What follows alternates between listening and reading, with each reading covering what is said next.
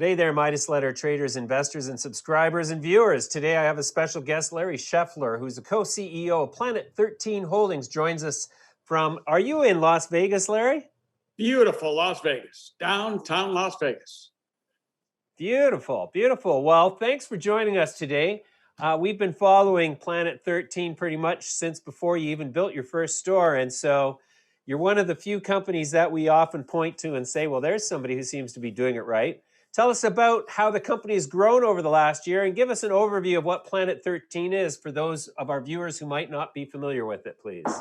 Well, Planet 13 is the largest cannabis dispensary in the world, of course. And we're in the middle of, we're Las Vegas. We're 500 feet from Trump Towers and 2,500 feet from the Wynn Hotel front door.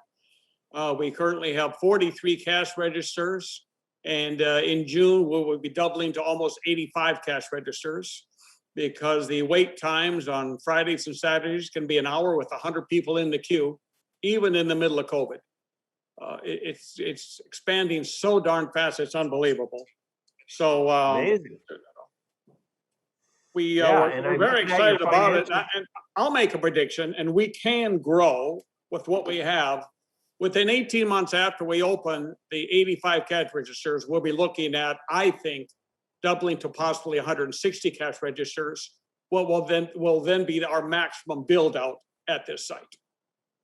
So We're currently getting 100,000 people a month coming through the store.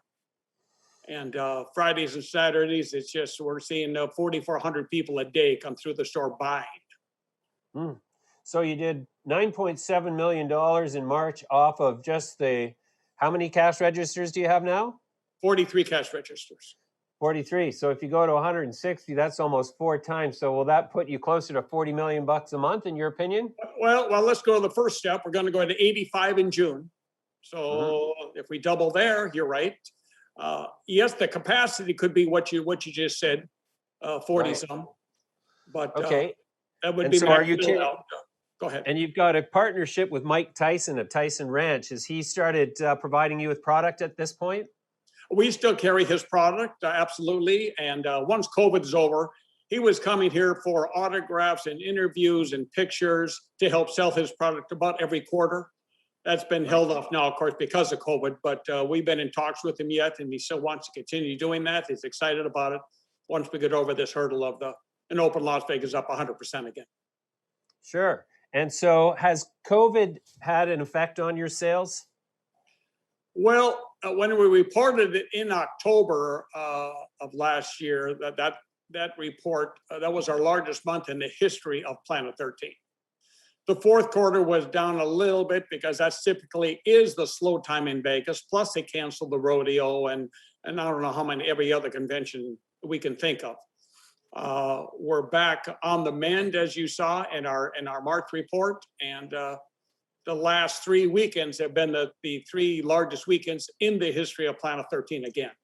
And we only see it progressing from there as Vegas continues to open up. We're only at about 55 or 60% open. We should be 100% open by May 1st. And we're expecting a tremendous increase here at Planet 13. Well, fantastic.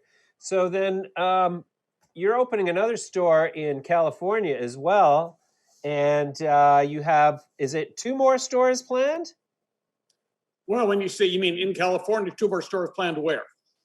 Well, I've got in February 3, you started construction on an Orange County superstore. That's correct. And that will open July 1st. That has 50 cash registers to give you an idea of size. The building is only 40,000 square feet versus here it's 112,000. So the first phase will be the dispensary with 50 cash registers, and Planet 13 2.0, the next level up, another grand experience. And then we can also build out a 15,000 square foot consumption and nightclub, adding to the 40,000 square feet, giving us a total of 55,000 when we're done in Orange County. Wow. And so is the Santa Ana Superstore, that's the same one as the one in Orange County? That is correct. It's Santa Ana in the middle of Orange County. Wow, that's fantastic. So besides Nevada and California, do you have other states in your radar? Absolutely. We've been making trips to everything from Florida, Arizona, Massachusetts, Michigan, and Illinois. since Fantastic. they're all recreational other than Florida. We hope that'll change soon. That would be a big state for us if it went rec because of Miami, St. Pete, and Orlando, which are kind of the window we're looking for with the tourists and the rooftops at the number of people that are there for residents. Yeah, you bet. Have you found that you are able to more or less dominate retail cannabis sales in Las Vegas just by virtue of your proximity to the strip? Absolutely. And there's no one else that's going to be able to get as close as we are. They changed the rules last session, made some new rules where you can't be 1,500 feet from your front door to the closest edge of a property, not necessarily the casino, but the edge, which since that went into effect, if we weren't in here already and were grandfathered in, we couldn't even build where we are right now. So there will be no other competition as close as we are to the strip in the future with the new Sure. new law that took effect. And so, in your opinion, to what extent has cannabis become part of the Las Vegas experience? You mean for the tourists? Yeah. Well, it's become another destination. It's our job. Everybody wants to be entertained. It's our job to entertain them. They're all coming here to party. They're all coming here to have a good time, and of course, that's what we're giving them. They want a beautiful place to come and see, and not some little dispensary. Most of them you have to wait outside if you want to get in. If they're too busy, with ours, you can come inside. You can go to the restaurant. You can watch the Willy Wonka chocolate factory, for lack of a better term, where you can walk all the chocolates and production being done. We have 2 fighting robots that should be here in 90 days. It'll be behind this glass with our drinks that we are producing. And they actually will be loading and unloading cans. And once an hour, one throws an empty can at the other one. They get mad at each other, and they pull out 2 swords and have an actual sword fight. The loser is then going to turn around and pull out a bottle of beer from a cooler, open it up, crack it open, salute the winner. The winner will take an empty beer glass. He'll pour him beer. They settle their differences and go back to work. That's great. Geez, that's almost worth a trip to the store, just that on its own. So, in terms of supply, how are you keeping the shelves full? Is it local suppliers you're using? I guess there's still no interstate trade on cannabis products, so you've got to supply everything from locally. Yes, it is. And of course, I don't know if everybody remembers, or the listeners now, that we bought a 45,000 square foot building in July, an existing grow. 25,000 is already built out to add to our 15,000 we had. And of course, we have another 10,000 in Beatty. So that is helping a lot with our strains. So we're up at 25% of our product we grow now, but it still sells out just as soon as we harvest. So we have such a good name on our premium product. But we have 50 vendors we buy from. We have not had a problem at all at getting the cannabis we need, whether it be flower or any other product for edibles that we do. Of course, we do supply a lot of our own with the gummy squares, chocolates, drinks, and vape pens. Even with our gummy squares, we probably sell $1 million worth of gummy squares a month from our store. And we are now in 53 other dispensaries throughout the state that we manufacture and sell wholesale. Wow, that's incredible. The Biden administration came to power on at least references to making cannabis nationally regulated, and that sort of seems to have backtracked a bit.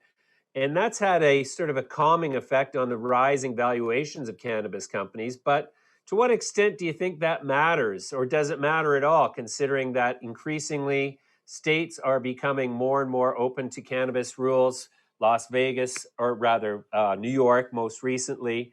And so, the bottom line is the industry is growing in spite of the government. But if the Biden administration was to roll out a national strategy, would that have a real effect on your sales, do you think? I don't think it'll have a big effect on our sales. They're coming here. We're legal already in the state. They're buying their cannabis and consuming it here.